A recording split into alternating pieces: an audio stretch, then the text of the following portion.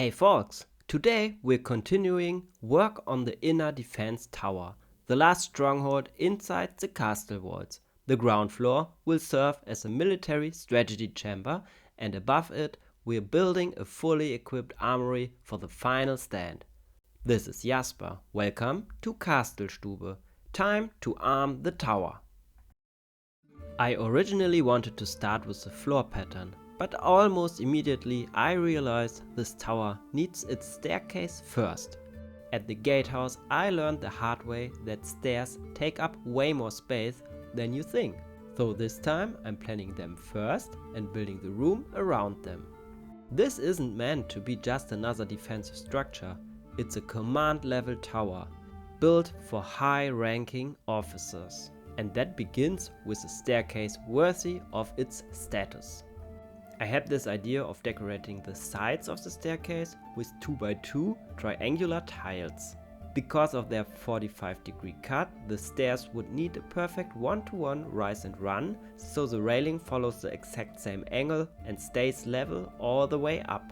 You can't achieve that by simply stacking bricks or plates, though if this was going to work, the staircase had to be built using SNOT techniques. Without SNOT, the height was off.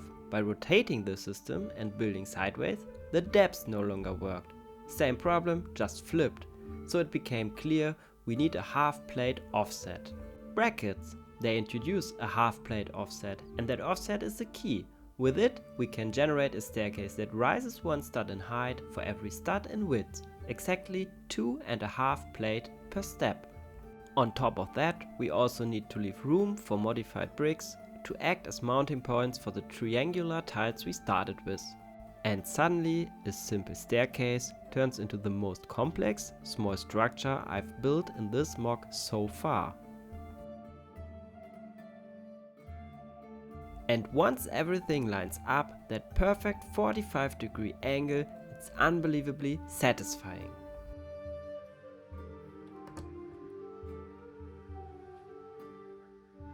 With the first section of the staircase complete, I could finally turn my attention to the ground floor. I had a clear vision for the space, a round table at the center, a place for military council and strategic decisions. To frame that idea, I designed a tile pattern that drew the eye toward the middle of the room. At the same time, subtle blue accents highlight the Black Falcon colors and reinforce the identity of the faction. To reach the first floor, we need a second flight of stairs, rotated 90 degrees from the first. But instead of extending it all the way down to the ground, I decided to elevate it by supporting it with columns and arches. That way, the space underneath it doesn't go to waste, and I can integrate this small storage cabinet below.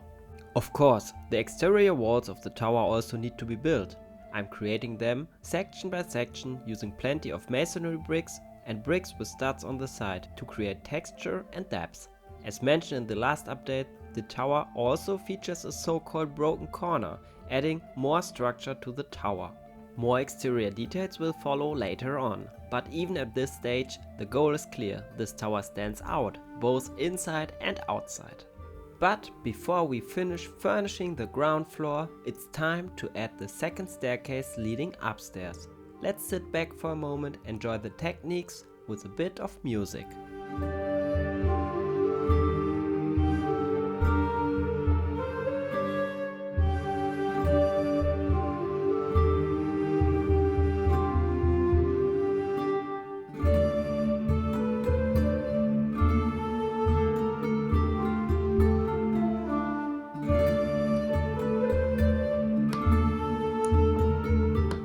Let's take a closer look at the table.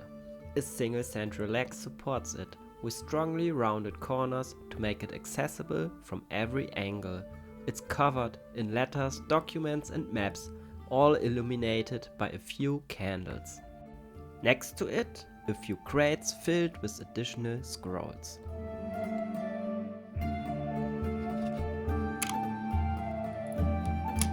Now the room feels worthy of the Black Falcon officers as they plan diplomatic negotiations and military campaigns, always keeping the borders inside. With the interior completed, we can now finish the outer walls for the ground level. Maybe you noticed, I'm using ingot tiles within the outer wall to add a bit more texture. I really like the effect, but since I don't have too many of them and they don't connect directly to the brick above, which slightly reduces stability, I'm keeping it subtle for now. Using inverted slopes, I'm creating a little overhang. This serves two purposes. First, it allows me to integrate arches, which always work beautifully in castle architecture and add a lot more structure to the facade. And second, it gives the wall additional thickness. Instead of building just one stud deep, we now have a full 2-stud wall. This opens up far more possibilities, both structurally and for interior and exterior detailing later on. While building this outer wall behind the staircase, I realized that the opposite wall felt a bit too plain, just large and grey, so I decided to introduce a small detail. With the addition of this banner, the room now clearly communicates one thing. This is a Black Falcon's castle. The final addition to the room is a lantern. The ground floor doesn't feature any windows. This is still a defensive tower, and openings in the wall are structural vulnerabilities. So artificial light becomes necessary. The lantern not only illuminates the space, it also preserves the integrity of the wall.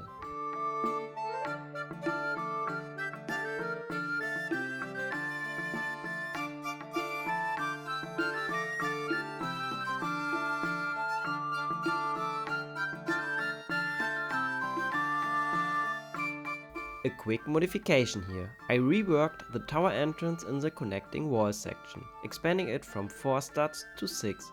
The original version felt a bit too narrow. The wider opening creates a stronger presence and allows high-ranking officers to pass through this section with ease. In a future update, a proper door will also be added. Now things get a little bit more challenging again. We need to ensure a clean connection to the wall section next to the tower. We need to ensure a clean connection between this wall section and the tower. At the same time, every module has to remain fully removable, so the structure must be stable but not permanently locked together. To introduce a bit more variation, I added a row of lock profile bricks just below the ceiling of the ground floor. I think it adds a nice visual break and keeps the walls from feeling too uniform. With the tiles that separate the modular floors, the ground level is finally complete.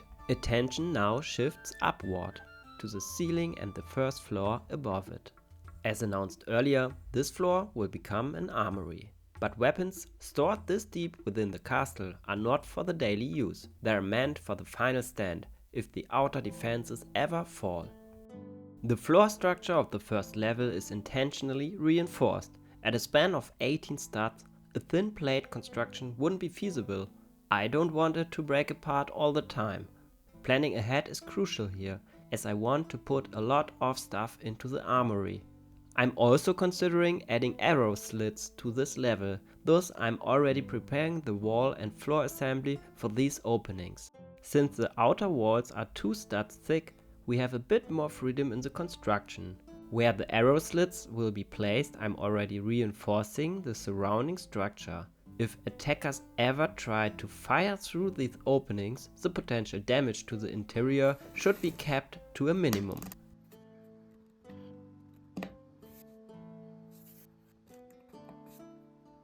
Alright, full honesty here. This armor stand is inspired by the one from the 71722 Skull Sorcerer's Dungeons set. It's an Ninjago set, by the way. You can definitely still recognize the original design, but let's just say I optimized it a little bit. In the last episode I confidentially claimed this tower had plenty of room. Well, that didn't age well. Between the staircase, the entrance to the walls and the armor stands, this floor is already heavily loaded. Suddenly, fitting in all the weapons is quite a challenge. But in the end, I found room for crossbows, spears and swords, all essential weapons for close quarters defense. I added another subtle touch of Black Falcon blue to the armory floor. With the interior of the first floor largely complete, I can now raise the outer walls. The arrow slits break up the facade visually, while still feeling militarily purposeful.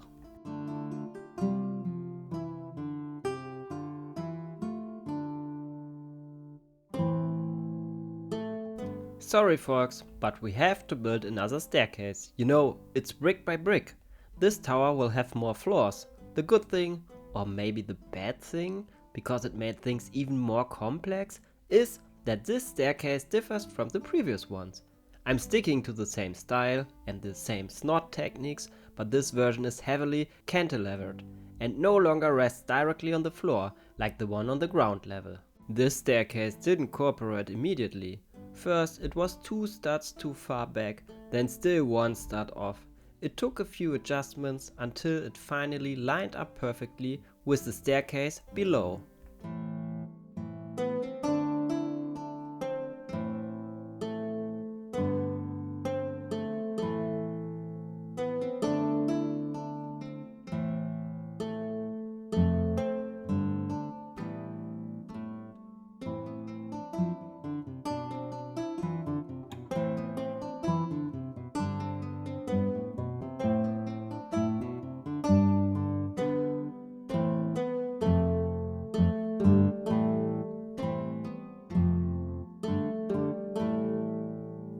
Even though I tried to plan better, this staircase once again went in a little too late.